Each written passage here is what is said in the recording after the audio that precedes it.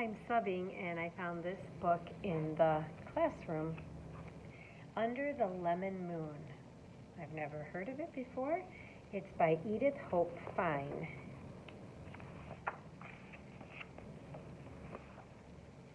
Deep in the night, Rosalinda heard noises. Whoosh, shh, snap.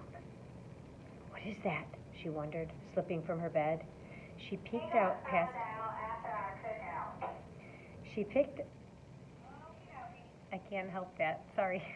She peeked out past Mama's garden, and it was Papa's clothes scarecrow and past the wash line. Way back by the lemon tree, something was moving.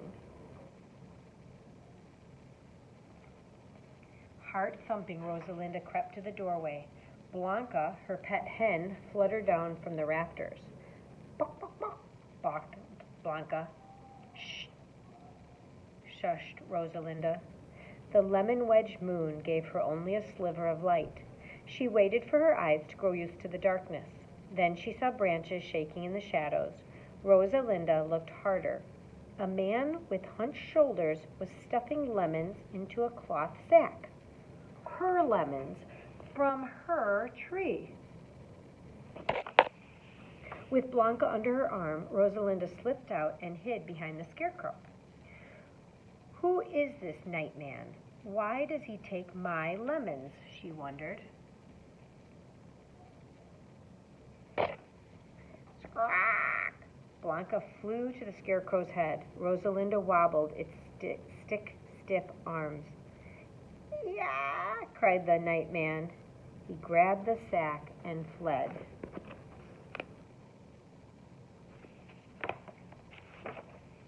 In the morning, Rosalinda touched the stump of a broken branch. Not a single lemon was left on the whole tree. A tear slid down her cheek. Oh, mi arbolito, my little tree, Rosalinda crooned a sad song as Blanca brought along. She loved her lemon tree almost as much as she loved Blanca.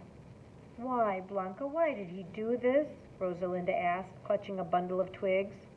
Blanca's feathers drooped.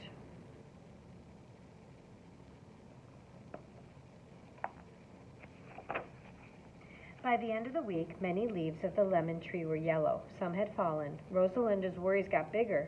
First the night man, now her tree was sick. After breakfast, Rosalinda listened to the thrum-thrum of Mama's loom. I must do something, Rosalinda told her parents. Perhaps someone we know can help, Mama suggested, soothing Rosalinda's long hair. A neighbor or a friend, or your abuela, added Papa with a hug. He turned back to his workbench. Rosalinda set out.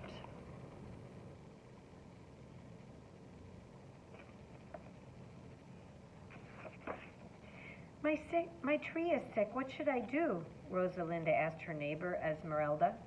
I talk to my plants, said Esmeralda, tending to her lush flower garden. I did that, thought Rosalinda aloud. She said, Gracias.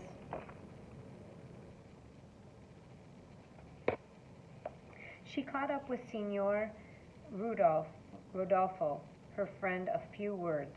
My tree is sick. What should I do? She asked. Much water, he said, heading to the nearby mercado, the marketplace. I did that, thought Rosalinda. She remembered the heavy buckets of water she had lugged to her tree. Aloud she said, Gracias.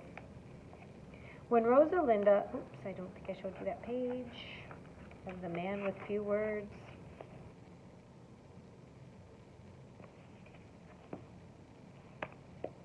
When Rosalinda arrived at her grandmother's house, Abuela was sitting on her porch in the morning sun. Rosalinda settled in close to her,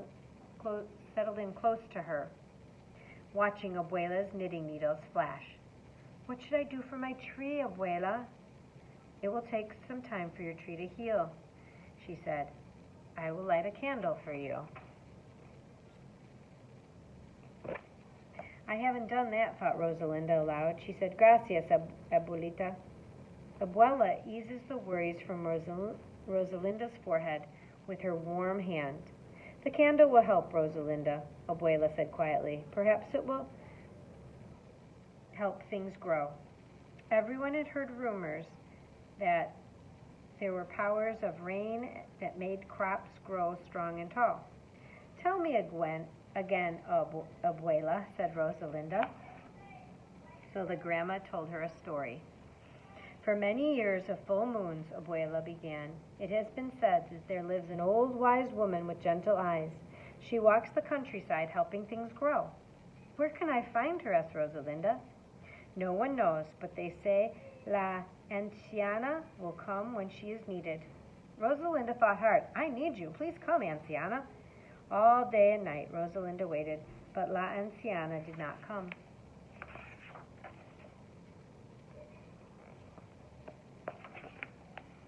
Be back by sundown, called Papa as Rosalinda and Blanca left the house early the next morning.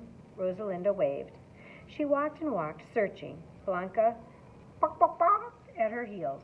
Everywhere they went, Rosalinda called, Anciana, Anciana.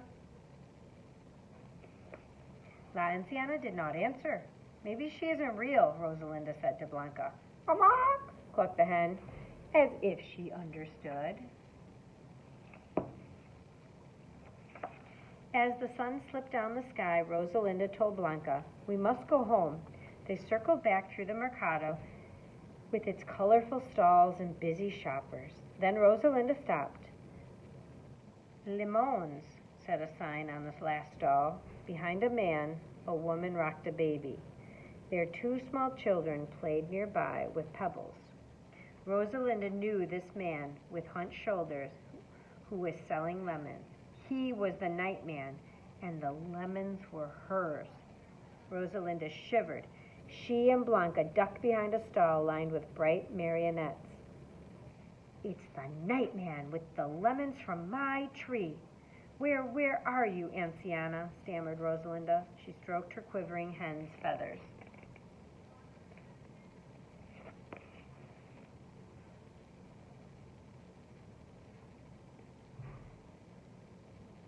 There. I am here, came a low, sweet voice. Rosalinda jumped. Before her stood a woman with silvery hair. Her wrinkles were deep and her eyes gentle.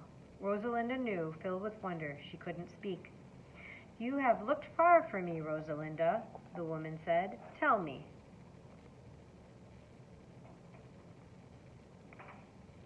The woman listened as Rosalinda whispered her story.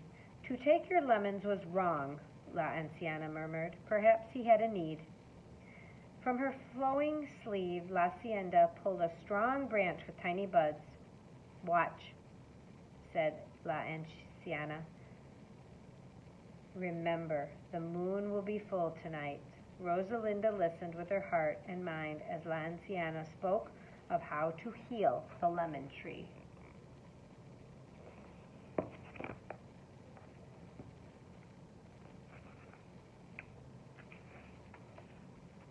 That night, Rosalinda crept outside under the lemon moon.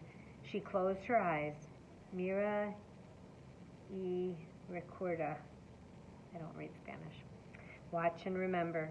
Rosalinda tore an old rag into strips. She held La Anciana's branch against the stump of the broken branch of her lemon tree. They fit as naturally as a fat lemon fit in Rosalinda's cupped hands. Round and round she pulled the ribbons of cloth, binding the two branches until they held as one. Moonbeams poured over the sickly tree, making yellowed leaves look silver. Tired, Rosalinda curled up under her tree and dozed.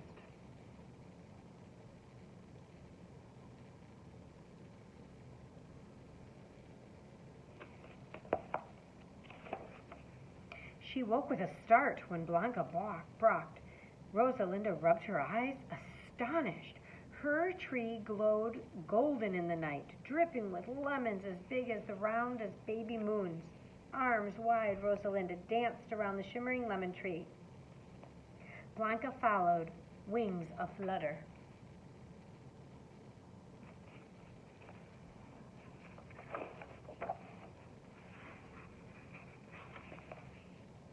The next morning, Rosalinda told Blanca, I know what to do. She piled fat lemons into a wooden cart. Blanca perched on the lemon pyramid. Off they went together. That's a lot of lemons.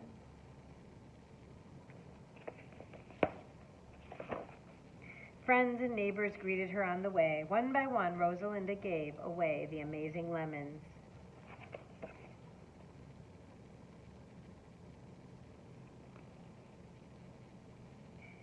Que grandes, how big, gracias, said Esmeralda. Hermosos, said Senor Rodolfo. Lovely. Que jugosos, how juicy, gracias, said Abuela. And remember, I probably didn't say those correctly.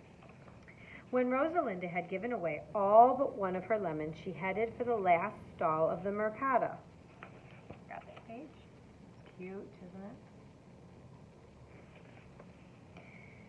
She headed for the last stall of the mercado. Rosalinda stared at the nightman, and he stared back.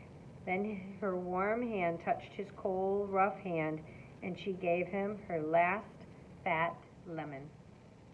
Lo siento. I am sorry. The man lowered his eyes. Rosalinda found her voice. Siembra las semillas. Plant the seeds, she told him. Do it tonight, while the moon is still full. The man was quiet. He tilted his head toward his family with their worn clothes and hungry faces. For you and for them, said Rosalinda. I will do as you tell me.